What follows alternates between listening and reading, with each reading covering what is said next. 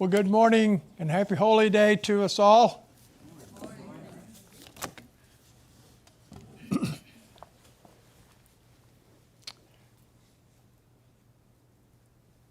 Of course, we know that prior to the start of this festival, these 7 days, we all took the time to carefully remove the leavening from our homes, our cars, personal properties, whatever. And of course, we also know these 7 days of unleavened bread started with, I still can't see you over there unless I slide this out. Hope it doesn't mess up the scheme of things in the whole world, but I want to see their reactions too. Keep them awake. Anyway, we know that it started with a high holy day, and of course we observed the commanded holy convocation on that first day of unleavened bread back on Tuesday. And so for the past 6 to 7 days, however it is you want to count it, we have been eating unleavened bread, and we have been rehearsing the overall major theme of this feast, as well as having correctly focused on the fact that God has symbolically removed sin out of our lives during these 7 days. And as we know, the 7 days of unleavened bread both began and they end with a high holy day. And so we've focused and we've seen various lessons and various things. And so, brethren, we come to the place that I think a good question that we could ask is, what are we supposed to learn from this day, the last day of unleavened bread? I mean, after symbolically having put sin out of our lives for almost 7 days, what happens next? I mean, is this a case of being all dressed up with no place to go? I mean, we've kind of done it all. Sin's been removed. So I ask, what are some of the lessons that we are to learn from the second high holy day, the last day of unleavened bread? I have entitled this message simply as Lessons of the Last Day of Unleavened Bread.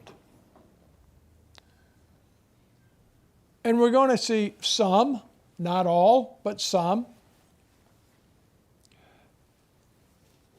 So with this question in mind, what are some of the lessons? If you would, please go with me to Hebrews chapter 11. Hebrews 11. Here we know that Paul gives 2 events that take place on the last day of unleavened bread. And I know we usually refer to Hebrews 11 as the faith chapter, and it begins with the definition of faith. So here we are in Hebrews chapter 11, verse 1. Now faith is the substance of things hoped for, the evidence of things not seen. For by it, by faith, the elders obtained a good report. Through faith, we understand that the worlds were formed by the word of God, so that things which are seen were not made of things which do appear. Paul then goes on to describe our spiritual forefathers, their accomplishments. And then from verse 4 through 28, he tells us about Abel, Enoch, Noah, Abraham, Isaac, Jacob, Moses, Joshua, And you know, brethren, I think that if we really think about it, we might more accurately call this chapter the by faith chapter. And the reason is because most of these verses begin with the phrase by faith. We just simply refer to it as the faith chapter. And I know we get it from because we see the definition of it given, but there's so much more. Now, so we're still trying to look at what are some of the lessons that we're to learn from this holy day. These two examples that we want to review from Hebrews 11, they begin in verse 29 and 30. And here, Paul does something. He changes the emphasis from individuals to all Israel. And that is the whole congregation. And so it's significant because it also applies to us. And so in these next two verses, we are given examples of what we are to learn from the last day of unleavened bread. And so go with me to Hebrews 11, verse 29. By faith, they, who are the they? Israel. By faith, the children of Israel passed through the Red Sea as by dry land, which the Egyptians tried to also do, they were drowned. By faith, the walls of Jericho fell down after they were compassed about 7 days. So when we look into these two verses, we see major lessons for us. So let's look at these two verses in a little more detail and see what we're seeing, or what I hope that we are seeing. Well, the first example is the crossing of the Red Sea in verse 29. And so let's go to reread these verses. By faith, they passed through the Red Sea as by dry land, whereas the Egyptians, attempting to do so, were drowned. So that's the first one. Then in verse 30, we're going to look at these. We're going to spend a whole lot of time here in these two verses. Verse 30, by faith, the walls of Jericho fell down after they were encircled for 7 days. And so, brethren, if we study these two verses, we learn both events took place on the last day of unleavened bread. Is this significant? Of course it's significant. Of course it's significant. We conclude, because we know that the crossing of the Red Sea was on the last day of unleavened bread. And the reason is because it's very clear. I'm not even going to try and prove this point. It's there, it's provable. But since it was 6 days after the Passover, they were at the shores of the Red Sea. So the crossing of the Red Sea took place on the last day of the days of unleavened bread.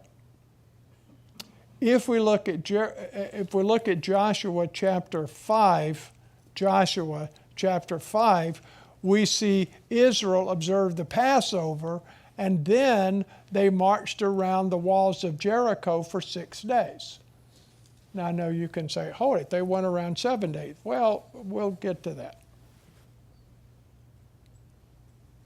Because it was then on the seventh day, when the walls of Jericho fell, again, the last day of unleavened bread. So given these two examples, what is it that we're to learn?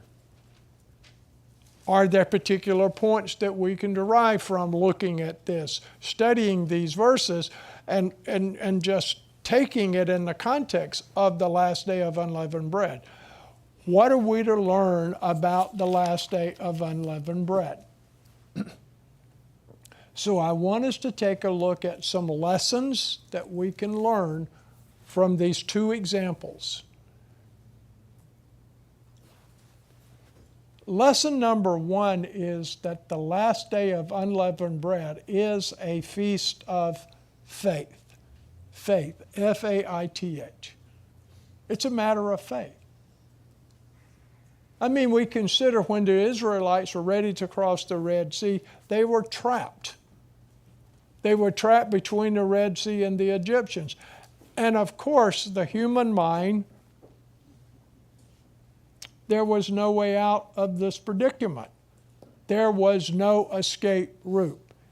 And the thing is, brethren, this was exactly where or what God wanted them to be. He wanted them to have this sense of, there is no escape, there is no way out. They had to totally depend on God.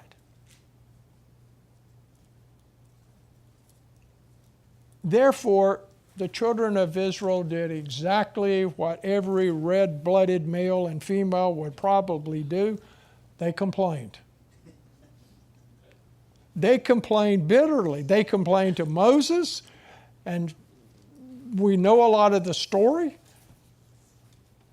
They complained and told Moses that it would have better for them to have stayed and served in Egypt than to die here out in the wilderness, and they are not even at the wilderness yet. They're still on the Egyptian side of the Red Sea.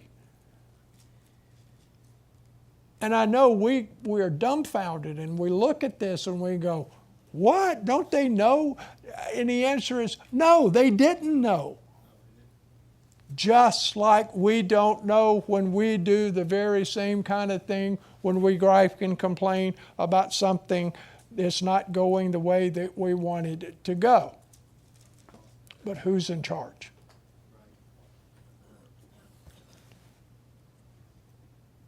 Yet looking at this story, what we know is God acted to save them.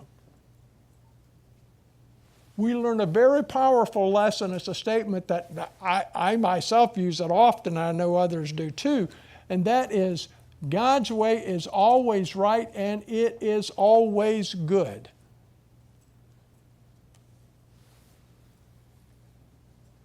So he separated the Egyptian from the Israelites with a pillar cloud, and then he parted the Red Sea.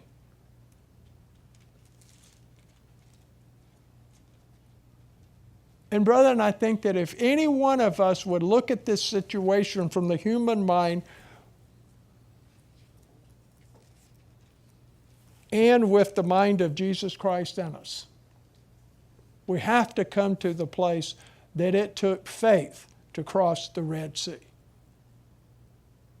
I mean, think about this. We have these two high walls of water on both sides of us. Some commentaries, it might look like I was probably old enough to be back there sometimes, but really wasn't. So I don't really know. I'm only going by what some of the commentaries state. But what is happening is the Red Sea is departed. We understand this. We can see this very clearly. So he separates, he parts it, and there's two bodies of water. How did he do this? I don't know. I don't know. What I know is this is what he did. And so we have these two high walls of water on both sides. Some commentaries say the waters could have been as high as 300 feet. And now you're told, now walk through it. And we also know that the wind had been blowing hard all night to dry the land. And so for us to walk through, meaning I'm putting us back at that place, saying us, to walk through, we're going to walk on dry ground. And we are being chased by the Egyptian army. I mean, and after all, 7 days earlier, counting this day, 7 days earlier, every household had someone to die. And you don't think they're going to be ticked off at us? Yeah. So Israel crossed the Red Sea in fear. Yet the thing is, brethren, they did cross the Red Sea.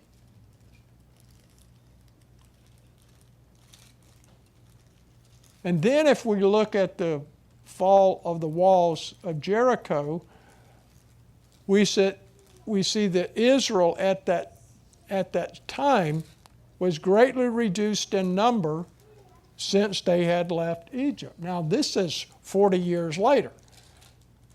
And God did something that is absolutely incredible. There's no way any of us can not think about this being incredible. God repeats what he had done back at the Red Sea. I mean, he first parts the Jordan River so that the Israelites could cross over on dry land into the promised land. Joshua chapter 4, Joshua 4 and verse 23. Joshua 4:23. For the Lord your God dried up the rivers of Jordan from before you until you were passed over, as the Lord your God did to the Red Sea, which he dried up from before us until we were gone over. He does the same thing at both events. And then, once over the Jordan River, the Israelites observed their first Passover in the Promised Land.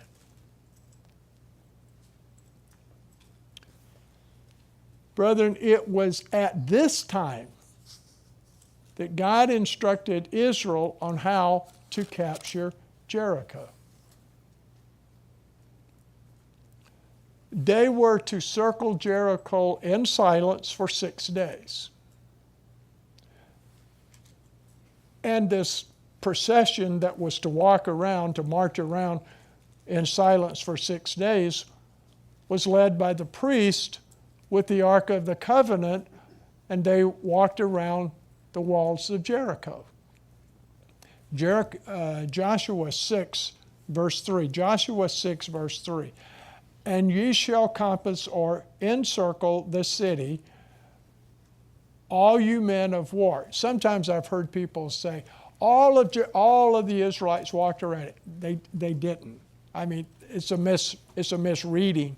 It's a misunderstanding. They didn't all walk around. It was the men who were the age of war that walked around the city, the priest, and they carried the Ark of the Covenant. All you men of war, and go around about the city once, and they did it each day for 6 days. Thus shall you do 6 days. And 7 priests shall bear before the ark 7 trumpets of ram's horns, or shofars. And the 7th day you shall compass the city 7 times, and the priest shall blow the trumpets, or the shofars. And brethren, any way you want to look at this, we come to realize this is an extremely poor military strategy. I mean, this is not how you would go about conquering a city.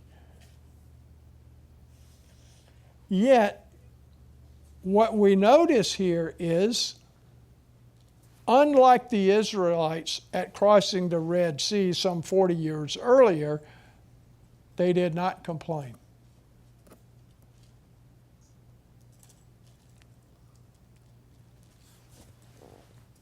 They had faith God would give Jericho into their hands.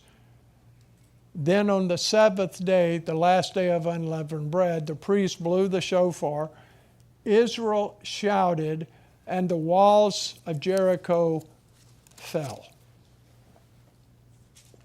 And so as a result of this, Israel took Jericho boldly, mightily, with great courage, and they destroyed Jericho completely.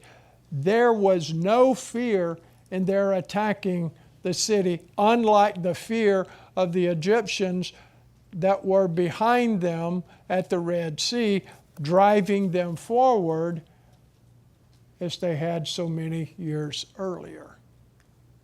Yet today, at the walls of Jericho, they attacked boldly. They destroyed everyone within the city, man, woman, and child, except for Rahab and her family.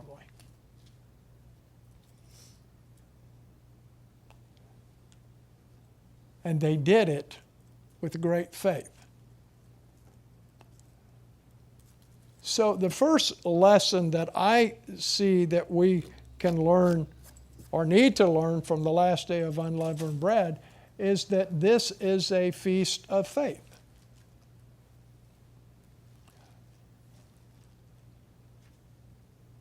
Lesson number 2, the last day of unleavened bread is a feast of God's victory.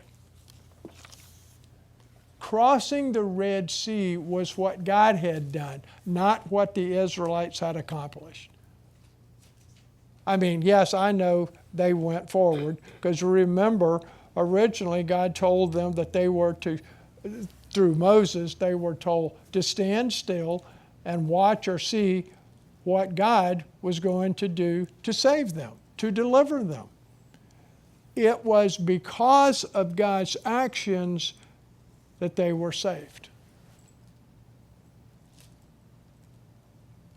Remember I said they were brought to this place and there was no escape? They had no way out. They had no way out. God's action is what saved them. Exodus 14 and verse 13. Exodus 14:13. And Moses said unto the people, Fear you not, stand still and see the salvation of the Lord, which he will show you today. For the Egyptians whom you have seen today, you shall see them again no more forever. Then at Jericho, because remember we're looking at these two events. Then at Jericho, God told Israel when they came into the promised land that the walls of Jericho would fall on the seventh day, the last day of unleavened bread. And Joshua knew that it was by God's hands that the wall fell, not because of the trumpets or the shouting or even because they marched around the city. Joshua, as a result of this, honored God's victory and the fall of the waters of Jericho. And we read, and we will just a moment, but we read where all the gold and the silver and all the vessels of bronze and iron were consecrated. They were declared to be sacred, which is what this word means here.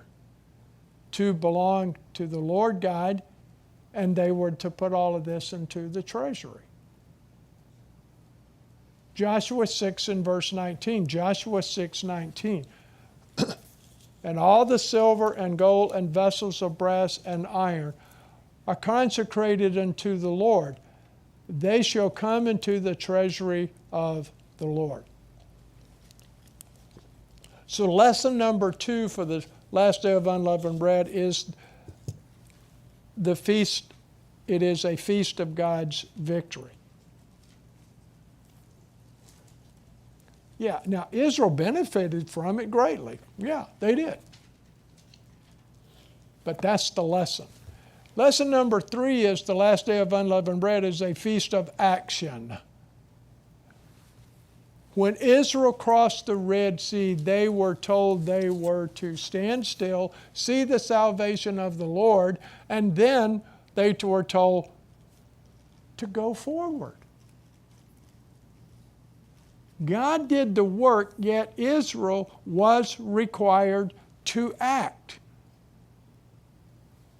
Salvation, deliverance, was on the other side of the Red Sea. Death was behind them. The Egyptian army, they were there. They could see them. Israel could not stand still. I mean, they had to go forward. Even though God had told Joshua that the walls of Jericho would fall, it was not by their power. Israel obeyed God by marching around its walls. And brethren, please realize the walls fell down was just the beginning. They did fall down. Israel had done what they were told to do. But I said that was just the beginning, because what I mean by this is after the walls fell, Israel was to move straight ahead and take and conquer and destroy the city. The victory was God's, yet Israel's duty was to destroy the city.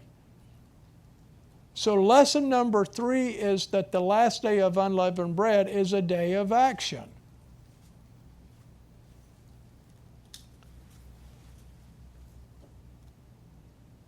And the fourth, and I have final lesson for the last day of unleavened bread is that we are to be bold. Bold, B-O-L-D. And we need to realize size is not the determining factor of success. I want to repeat that. Size is not the determining factor of success. Because I want us to please remember, Israel's size is not mentioned as being important to the parting of the Red Sea. Now, we know we're told the number of people that were there. In essence, we can kind of get a rough estimate. And most commentaries will state that there was anywhere from 2 to 4 million Israelites that crossed over the Red Sea. It's huge, with all the men, women, and children. It's a huge, large number of people. In other words, what we see is there were not too many Israelites to cross the Red Sea.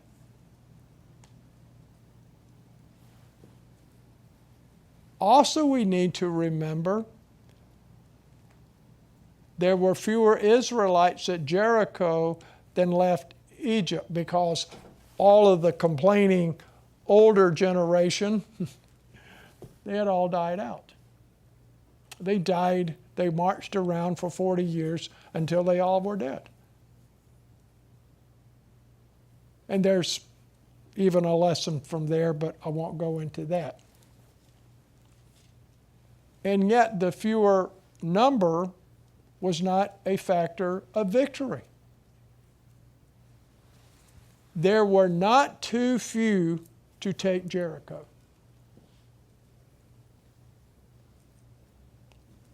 So regardless of the number, huge or much smaller, God always fulfills His promise. He is always good, and He is always right. And the way He does it is the way. Not a way, the way. Yet, brethren, what is important to look at here is, what is Israel's view of the future? How do they look at, how do they view the future that is before them? Well, what we see is it was by faith that Israel crossed the Red Sea.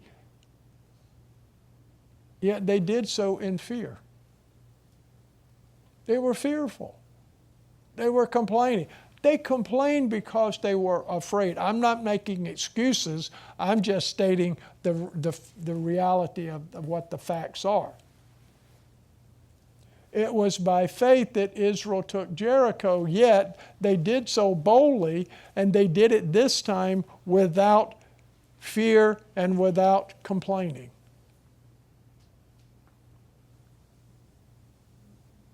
And brethren, this is an important point that we need to realize. The size of the church of God has varied over the centuries. And yet, it is not the determining factor for our success. Size varies, yet God's promises are the same. 1 Corinthians 6, 1 Corinthians 3, verse 6. 1 Corinthians 3, verse 6. I have planted, Apollos watered, but God gave the increase.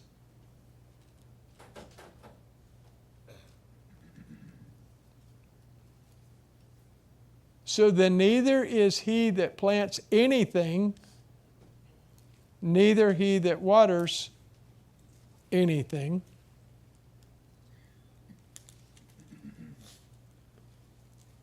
but God that gives the increase.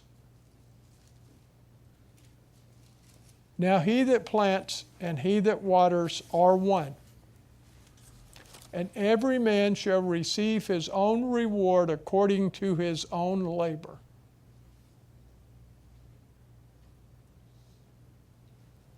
For we are laborers together with God. You are God's husbandry. You are God's building.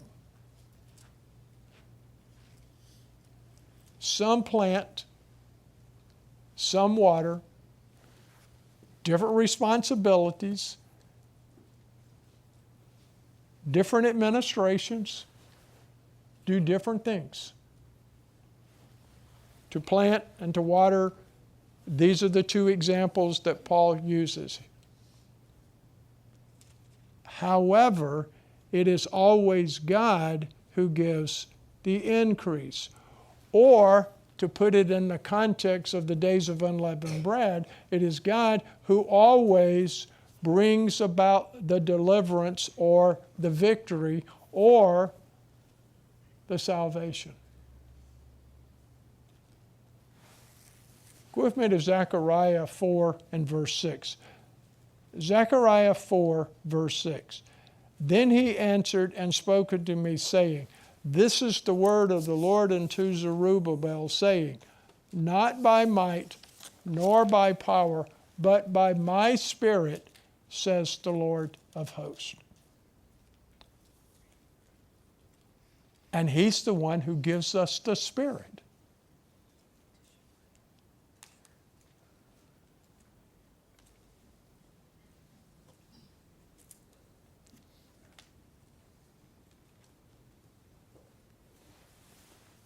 So as we come very close now to the end of these 7 days of unleavened bread, we have a choice before us this day.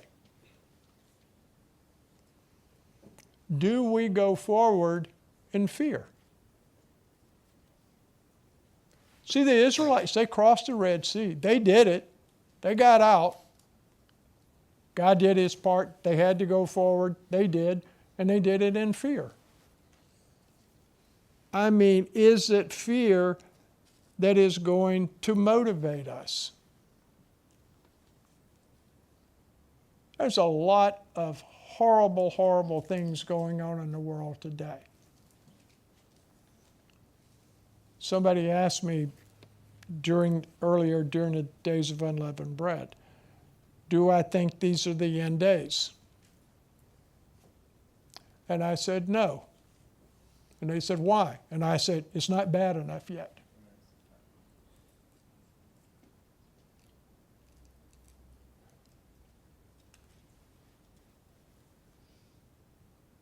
We're not at the Red Sea. We still can move about. We can still do things.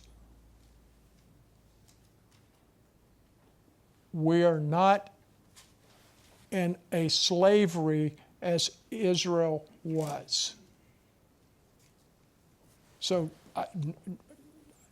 as bad as I make that statement, I mean, I want it to be, and I pray, thy kingdom come, and let it be tomorrow, or let it be today. But do I think this is the last day? No. Because it's not bad enough.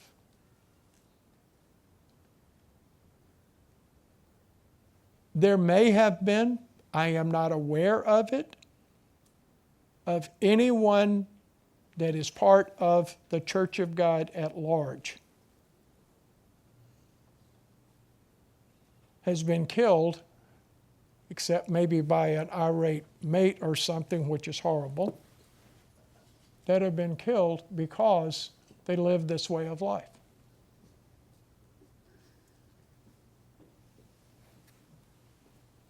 In the century of 1900 to 2000, around that 1,000-year period of time. 1,000-year? Huh? Yeah. There were more people killed during that time that stated they believe that Jesus is the Christ than all prior, all the way back. Not one was part of the Church of God. We know there's going to be martyrs. I'm not trying to be a doomsday here. I'm just trying to look at the reality, because I'm saying we have choices to make here this day. Do we go forward in fear? Is it going to be fear that is going to motivate us? Or do we move forward boldly? And the we here, I'm talking about the church. So I ask us the question, what is my choice? What is your choice? And collectively, what is our choice? What are we going to choose to do? So lesson number 4 is we are to be bold. It was on the last day of the days of unleavened bread that Israel crossed the Red Sea, and it was on the last day of the days of unleavened bread that the walls of Jericho fell, and neither one was accomplished by the might of the children of Israel. It was God who brought deliverance and victory. What was required of the Israelites and what is required of us is faith. It has to start with a knowing of who's in charge. That God's in charge. He's always right. He's always good. It has to start with that. And so the first thing is it has to take faith, knowing that. We do what we do because we have faith that God is going to do what He says He's going to do. And the second thing is it takes action. And it takes being bold. I looked the word bold up because I used it a couple of times in my notes, and I thought, well, I think I know what the word means, but just a dictionary definition. So I looked at it and I went, wow, that even is more profound than I even thought. The word actually means the ability to take risk. Being confident and being courageous.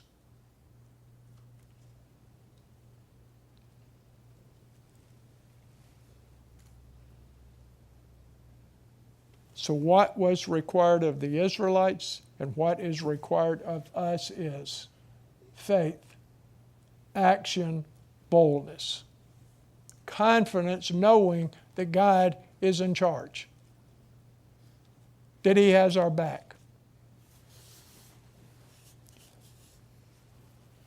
So, brethren, I want us to get the lesson. I want us to understand the parting of the Red Sea and the walls of Jericho falling would be absolutely meaningless unless Israel followed through and doing what God told them to do and to go forward, to follow through on God's instructions.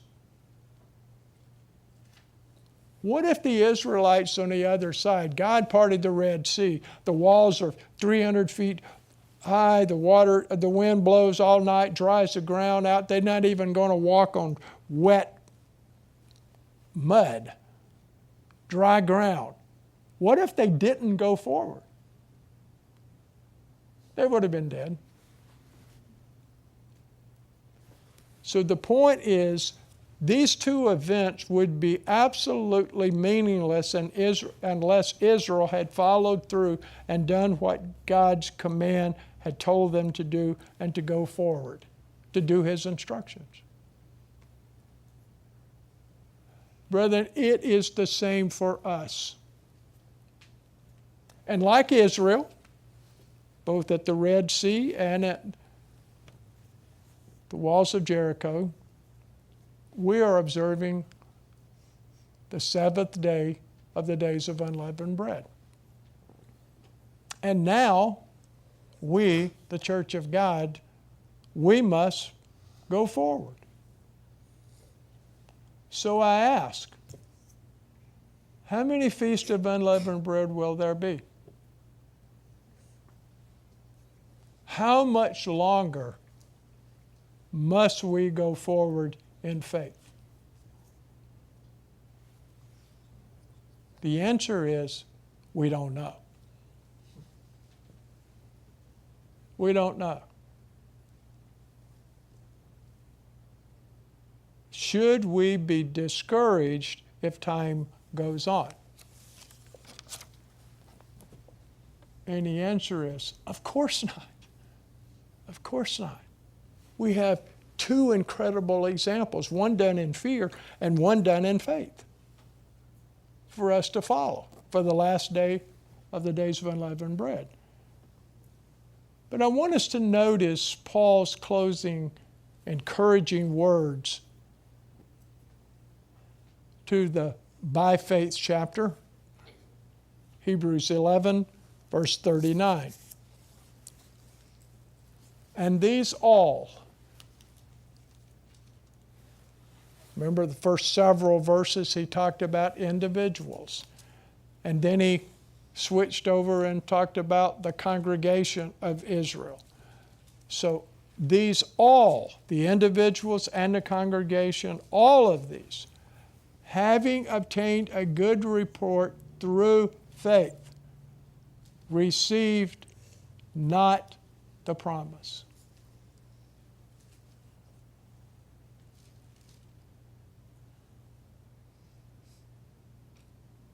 It did not happen during their lifetime.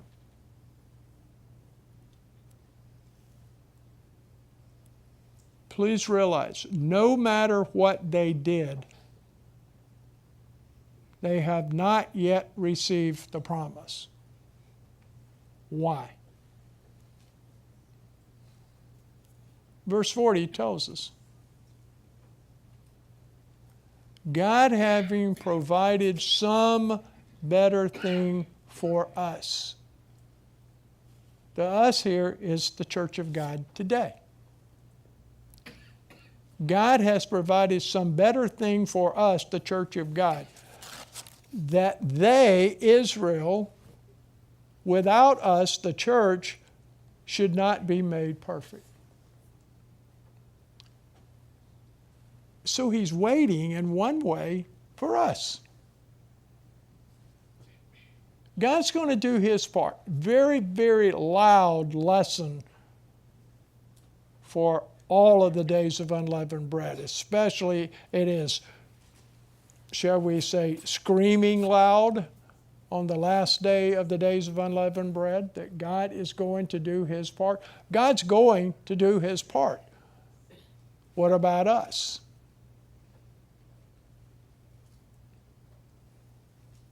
Brethren, we must keep going forward in faith, not in fear, but boldly, until God fulfills his promise, until God provides that better thing for us that we just read in verse 40. God having provided some better thing for us. And so until God provides this better thing for us, we have to keep going forward in faith, boldly, confidence, knowing who's in charge, trusting God, believing God, no matter what. And that better something that he is providing for us and for them is sonship in the family of God. That's what he promised them ultimately, and that's what he has promised us.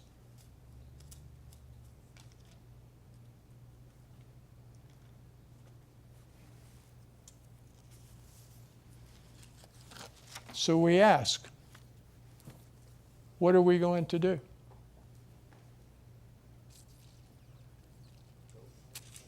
Happy Holy Day. God bless you all.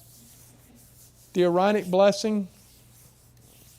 And the Lord spoke unto Moses, saying, Speak unto Aaron and to his sons, saying, On this wise you shall bless the children of Israel, saying unto them, The Lord bless you and keep you.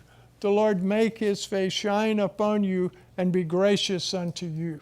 The Lord lift up his countenance upon you and give you peace. And they shall put my name upon the children of Israel, and I will bless them. God bless you all. Happy Holy Day. And we love you all very, very much.